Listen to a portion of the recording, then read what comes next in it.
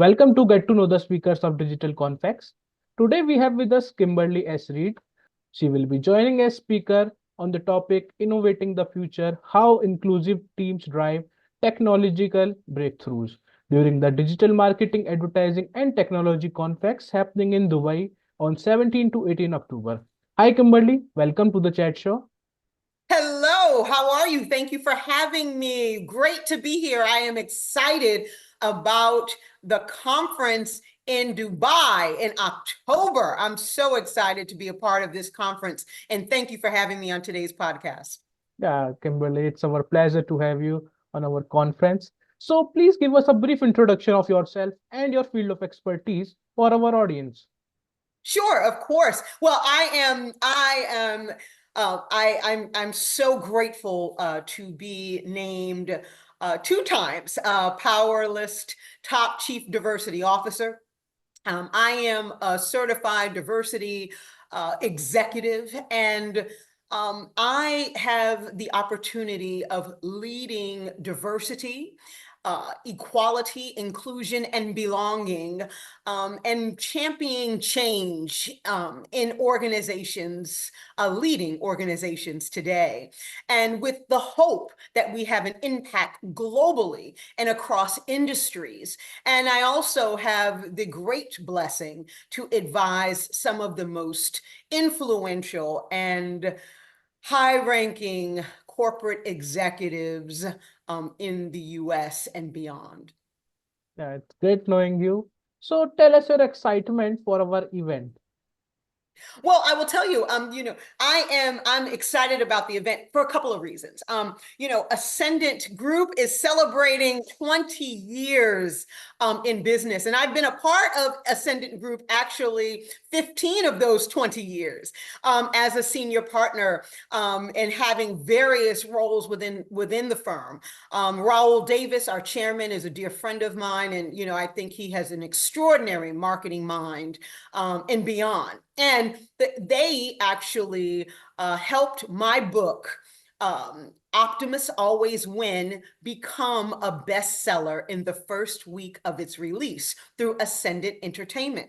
So being in Dubai, at first, I just can't wait to see all of the beauty of Dubai and meet all of the wonderful, wonderful people that are going to be at the conference and that are going to be, because I'm going to be a tourist as well. So I'm looking forward to meeting folks from other cultures. And also because that's what I do on a daily basis. I work across cultures. And it's just so interesting to me. I'm such a lifelong learner. So I am so excited about the conference in October and to be in Dubai with all of you, learning about so many. I've been looking at the speakers. I've been watching the posts on your social media. And I tell you, you all are putting together a world-class conference. And I am so happy to be a distinguished speaker. When I read that, I said, wow, I'm pretty awesome, huh? Yeah, your excitement is next level, I would say. So moving forward, I have a few questions for you today. My first Sure. question is, can you share specific examples of how diverse and inclusive teams within your organization have led to significant technological innovations? Sure, sure. And when and thank you for asking it that way, but I'm going to answer it from a client perspective because I know that people in the audience or who are attending this conference represent a myriad of companies and industries. And so one of the things that I will share is that companies and global organizations really need to think about how inclusive teams can create universal products, how they market to multicultural entities. And the key to that is integrating feedback from team members with different abilities, educational backgrounds, how people see the world. So that kaleidoscope of how we look at the world is so important as it ensures that we are catering to a much broader audience when we are developing products, when we are marketing to others, to ensure that our teams are just as diverse as our consumers. So my next question is, what strategies and best practices have you implemented to foster an inclusive culture that encourages diverse perspectives in tech developments? Sure. Well, I like to answer that in two ways. The first way is we ask our clients, and as I'm speaking to an audience of folks with, again, the kaleidoscope of global organizations that are going to be represented at the conference, is that we have helped our clients establish mentorship programs. And that's when you're pairing our aspiring leaders with more experienced leaders to ensure that their voices are not only heard, but their ideas are nurtured, right? Because you have these different generations currently in the workforce. And one of the really serious concerns with our folks, right, is that they are not heard, right? And that's very unfortunate because they have some of the most creative and innovative ideas in the world, right? And not even to sound so dramatic, right? But they do. They really do. And they can take our organizations from great to exceptional. The other piece to this is hiring practices. I always tell our clients to focus on diversity. And it's not diversity black and white or gender. It is diversity. I want them to focus on those areas as well, but I want them to focus on how they can create an open environment where all team members and all people that have these wonderful ideas are not only heard, and not only are their voices heard, but they feel safe to share their unique perspectives on perhaps product development, technology, developing apps, AI, and all of the other important opportunities that companies have to broaden their customer base today. I think you explained very nicely, like 2 points, like how their voices are heard. So my next question is, how do you measure the impact of diversity and inclusion on the creativity and productivity of your tech teams? So, that's also a great follow-up question to what we were talking about, is that most companies employ, and our clients do, they employ employee surveys, right? But employee surveys are not really always the test because people don't answer them, right?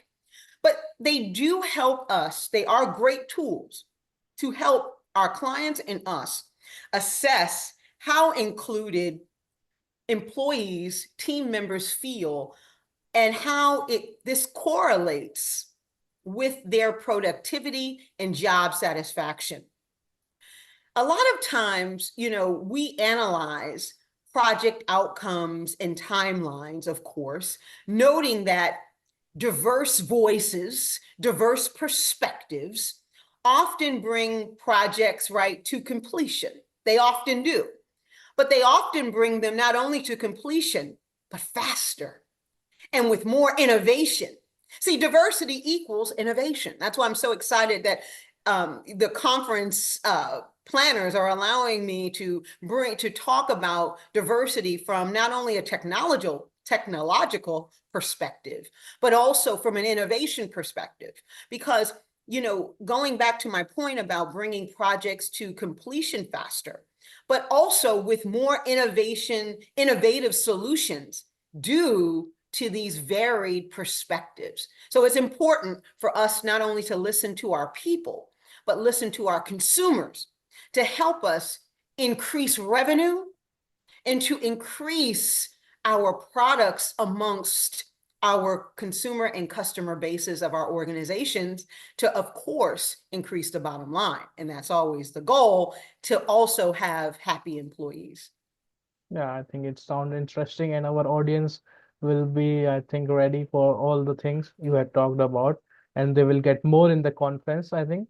So I have Oh, yeah. prepared, yeah, so I have prepared some rapid fire questions also. So my first question is, what has been your favorite thing to do while working from home?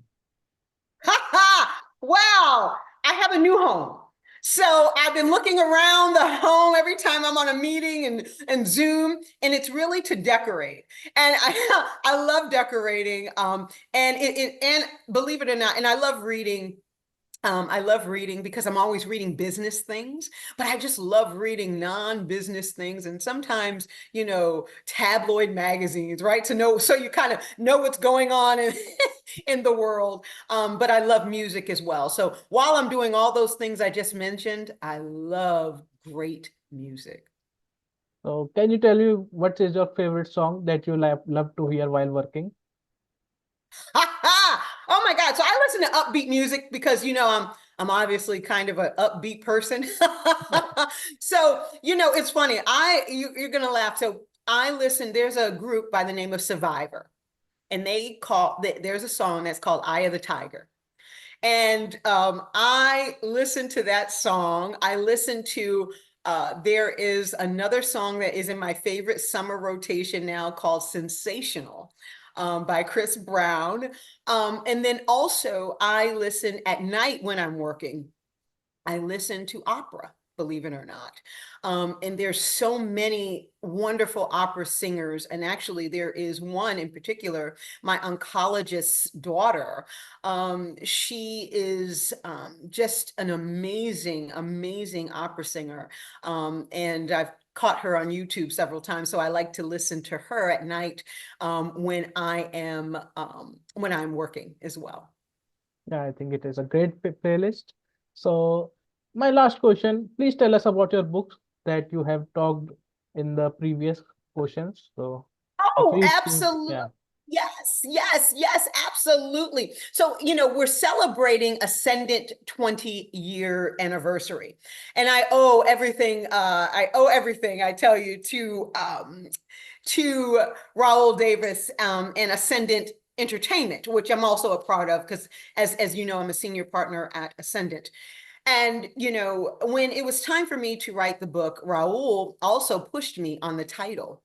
He helped me develop the title. Actually, the title is 95% him and 5% me. So I cannot take credit for that because they wanted to mix my personality and my experience. So the full title of the book is Optimists Always Win, Moving from Defeat to Life's C-suite. So because I used to be in corporate America before becoming an entrepreneur, and because people think I have this bright personality, that's what the publisher, Simon and Schuster, HCI Communications, they landed on. They helped shop the book for me. So as a first-time author, to be with such a large publishing house, I was very blessed. And the book really is about personal stories and advice on overcoming life's most difficult challenges. It's also about winning. It's a feel-good book because I really talk about optimism and overcoming life's adversities. Because I serve as an ambassador, if you will, for cancer warriors and thrivers as a 11-year breast cancer thriver to forever, because I'm good now. That was in my rear view. But the book is on Amazon, and all of the proceeds are donated for the life of the book, are donated to two cancer charities. So I hope that I'm going to bring copies with me to the conference to sign and give away. But I also hope that people, if they're so inclined, to purchase the book on Amazon, and knowing that their dollars are going to go to two wonderful causes to help end cancer as we know it. Yeah, it's a great initiative by you. So thanks, Kimberly. It was great connecting with you, and I am thrilled with your excitement to join our conference. So any words for our participants who will be joining the conference? Oh, I'm excited. I hope you all are excited. The speakers I can't, after my session, I'm going to sit in on some of these sessions. Oh my gosh.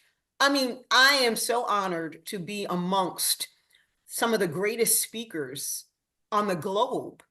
And they're going to impart so much wonderful wisdom. So join us. We're going to have a lot of fun, but we're going to work hard. We're going to listen hard, and we're going to learn so much at this conference.